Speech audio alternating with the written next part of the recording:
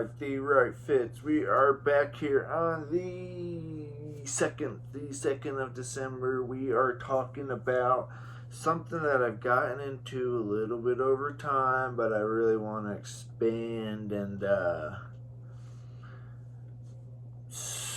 expand the information on the Pentagon, but not only the Pentagon, because I don't even really know exactly what the Pentagon controls from a State Department. I think this because the State Department, this is how our government's meant to be, right? It's become so giant that it's kind of like amorphously not defined which organization does what, and you see this all the time. This is why, like, for instance, the Navy, or maybe not the Navy, but like the Marines, the Air Force, and the Space Force will overlap in their jurisdictions and duties or whatever, so they'll have competition. You see this a lot with the CIA and the FBI, where they step on each other's toes. NSA too, step on each other's toes, and even you see it with like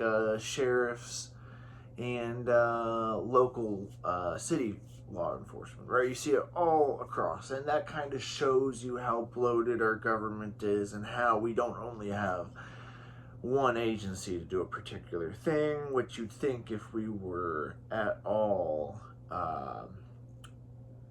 effective, right? If these government agencies were effective, for instance, I always thought about this, right? And we got to keep this stuff in like a historical perspective so we know how big our government is become bloated over time and how much money we spend. You know, it's billions and billions and billions of dollars a day. You know, we spend almost $1 trillion a year just on defense, which is more than the next 10. It's almost as much as the rest of the world combined.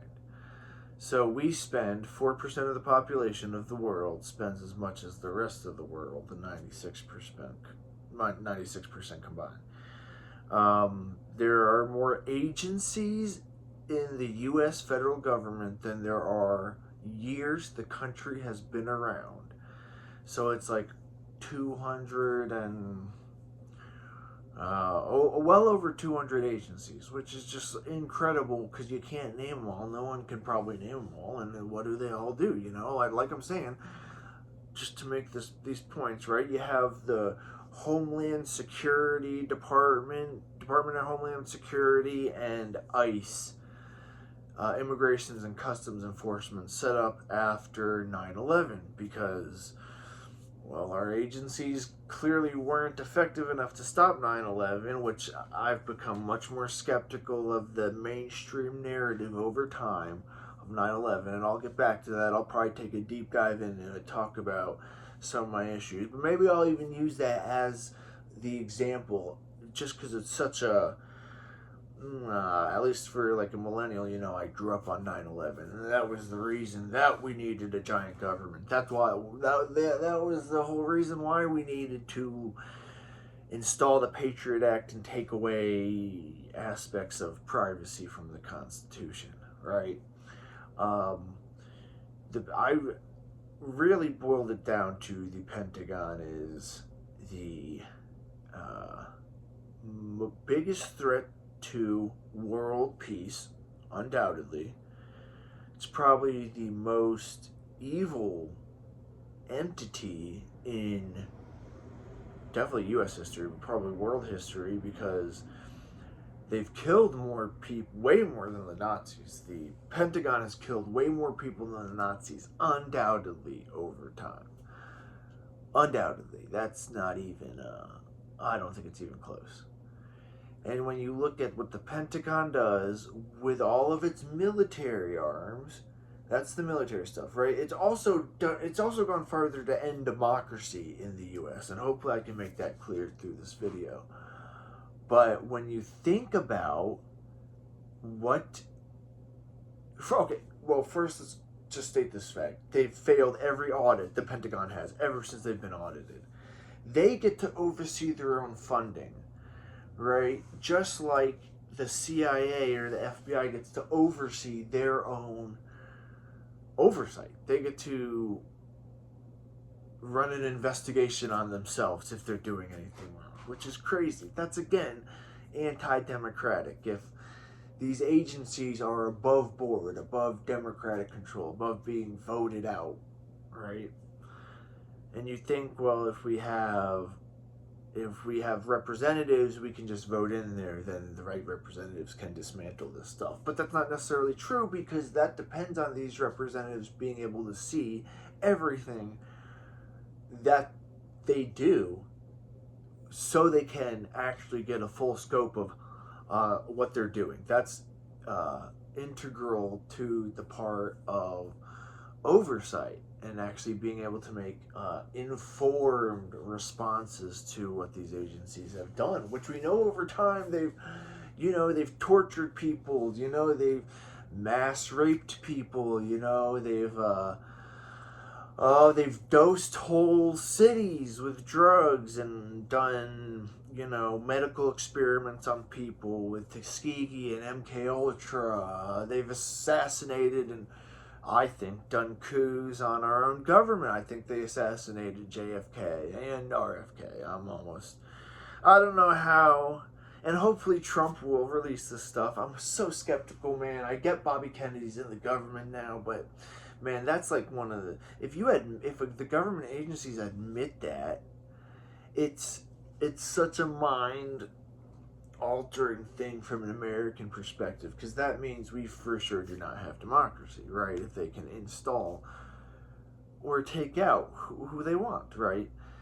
And the Pentagon does this in this amorphous black book way, right, where we can't, as even the representatives in Congress cannot see what they're doing by saying, oh, these are black book operations that are in, this is always the excuse, right? It's integral to, it's imperative to national security.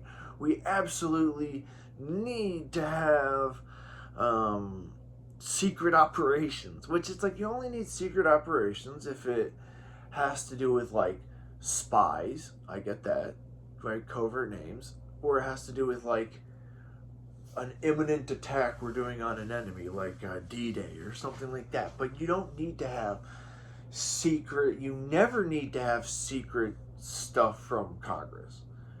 Ever.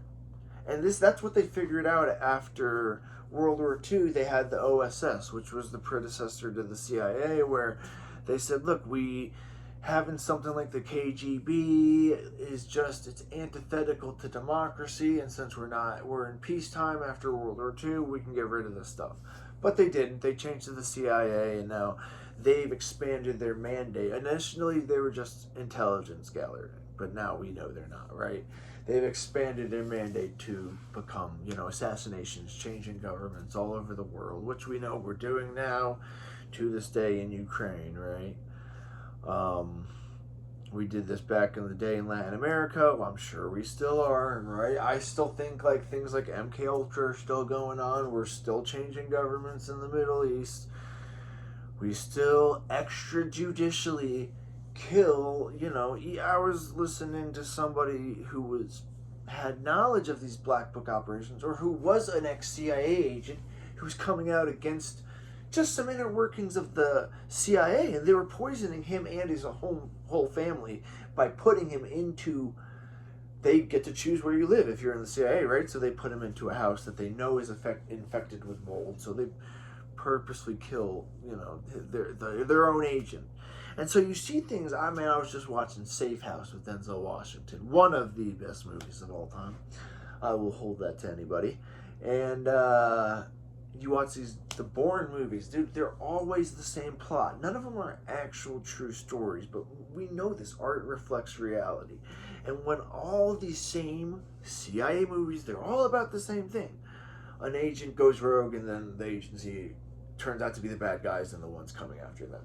We know it, right? And it's such an obvious thing when we know how the CIA, toppled the regime in Kiev in Ukraine in 2014 to put a pro-Western government in there, so they would, join NATO, because all these special interests, high up in the government, get these influential positions and the heads of these different three-letter agencies. So when I talk about the Pentagon, I mean the Pentagon and the three-letter agencies and the extent to what our military does secretly, which usually it's under, I forget if it's Title 10 or Title 50. Those are the Title 10s, I think the military, Title 50 is secret.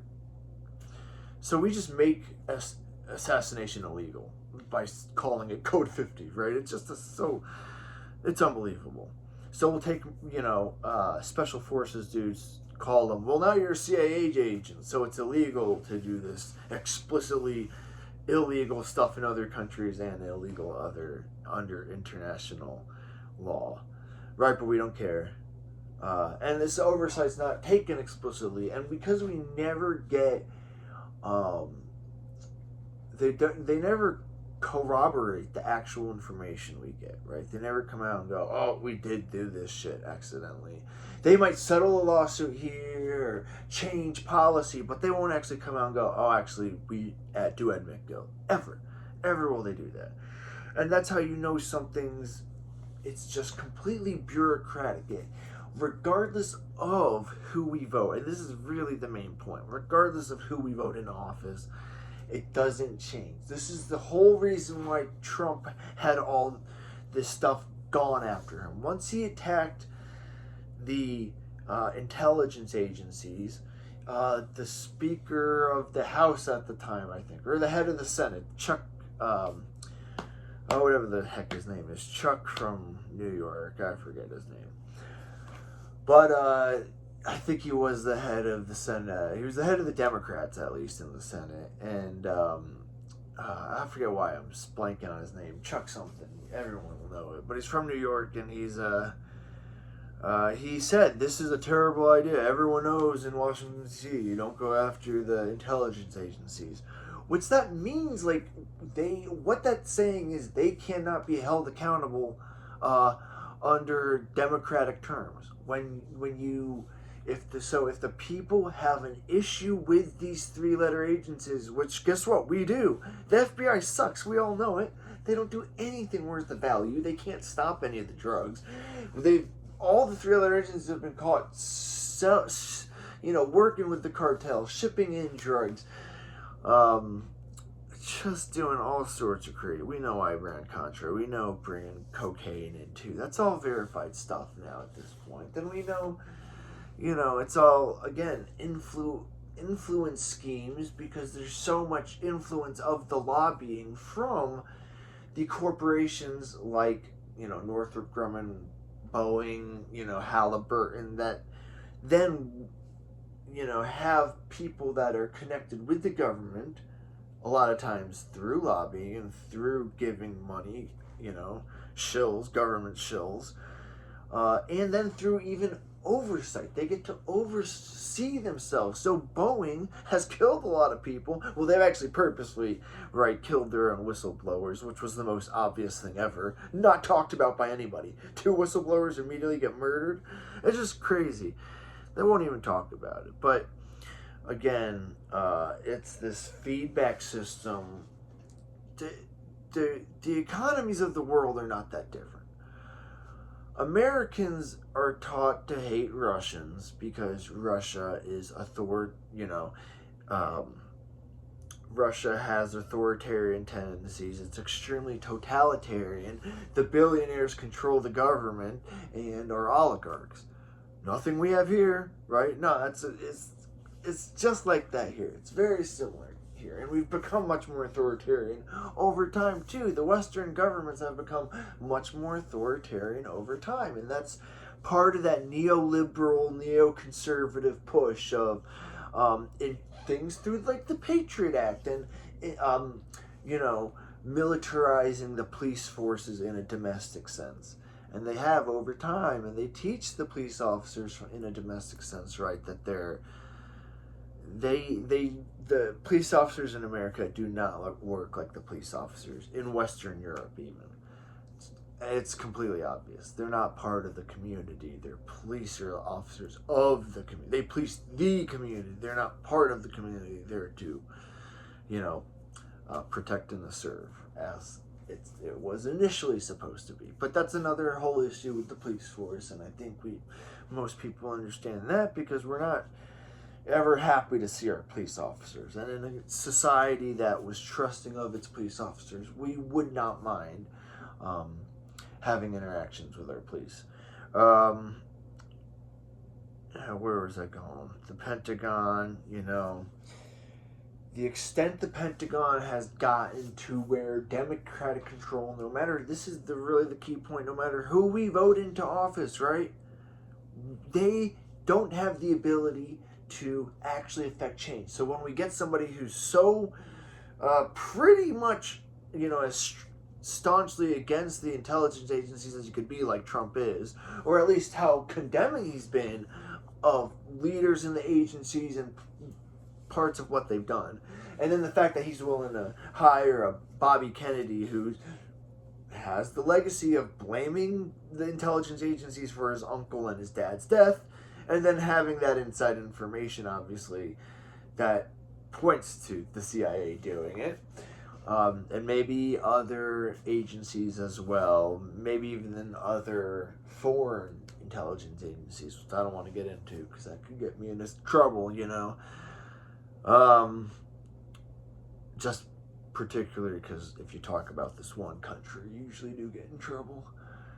But and I don't know how much that one country actually did play a part in it, but talking about Trump and how he is an effective change agent, but when he ran up to that wall of criticizing the three-letter agencies and then trying to really affect change there, man, they went after him with everything, and that is partially why he became president again, because when they went after them with the judicial system, which they did, right?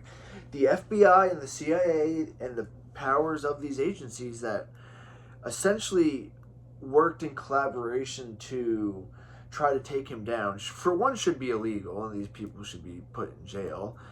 I don't know how a former president isn't protected, and I have a feeling some other presidents might have been protected like that, say Clinton or Bush, probably Obama too, right? Because these presidents, because they did what the intelligence agencies wanted them and didn't criticize them, right? They get the backing of them. So when they commit worse war crimes than President Trump did, they don't even get scrutiny from anybody in the media or anywhere. When Trump does something much less wrong, which does some paperwork wrong after sleeping with a woman, right? He gets felonies after they've purposefully made these charges, because again, they're allowed to make their own charges. How is the CIA, without the backing of anybody, allowed to bring their own charges or whatever? So then they get a prosecutor to bring these charges. They find the judge to bring it in front of, who will up the misdemeanor to felonies, who then they can go out with their influence in all the media, the mainstream media corporations. They use their influence in those corporations to then go, look, he's a felon now. Why would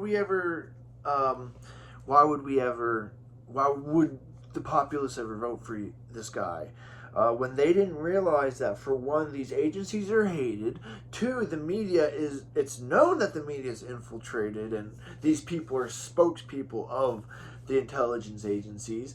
They don't realize, the U.S. people realize that, and then they didn't realize that would backfire and supercharge his candidacy, which it did, and got hit. And then they didn't realize that just selecting Kamala Harris and saying, look, here is your candidate. You don't get to vote for who you want. Here is your picked person from the intelligence agencies. And it's clear. You just look at the difference between how Bernie Sanders is treated compared to Kamala Harris by the Democratic institution. That's all the same thing. The reason why she is supported is because she supports the intelligence agencies, what they're thought of, what their purpose is, which is to keep the money system churning, from taking the people's money and giving it to the congressmen and ultimately the corporations the congressmen are bought off by. And anybody who comes, what the intelligence agency's role in that is to keep them in this power system in the world. And so that's what this, and that money's train flowing. That's what the Pentagon is for. And so it completely subverts democracy. And you see how Bernie gets no chance at being voted into being the Democratic candidate. Whereas Kamala Harris, because she goes along that, she's literally picked and she doesn't even have to go. It's absurd, but this is what we have to fight against. This is what we gotta. This is the most important part. This is why Trump is so popular. Not because he's a Republican, but because he's a populist. Because he's anti that he's anti large parts of the three-letter agencies. He's anti a lot of what they've done. He's not exactly an enemy, and that's clear, right? Look at Israel and how supportive of he is with the Israel Project. But he does realize that I think war is fundamentally bad and death is bad, which I literally think the sociopaths in DC don't see that. But hopefully if the voters who are supporting him or parts of his agenda, hopefully if we keep the pressure up on him to, pick more people like Nikki Haley and RFK than, say, Marco Rubio, or he's okay on very few things like the aliens and stuff, but he's not he's much of a puppet of the CIA, and Israel and mainstream media and stuff. But either way, big war, but either way, let's focus on what, because the Pentagon's got us by the balls, you know what I mean? They really do. They control our society just like a fucking hand in a puppet. But gotta fight back, fight the power. Peace.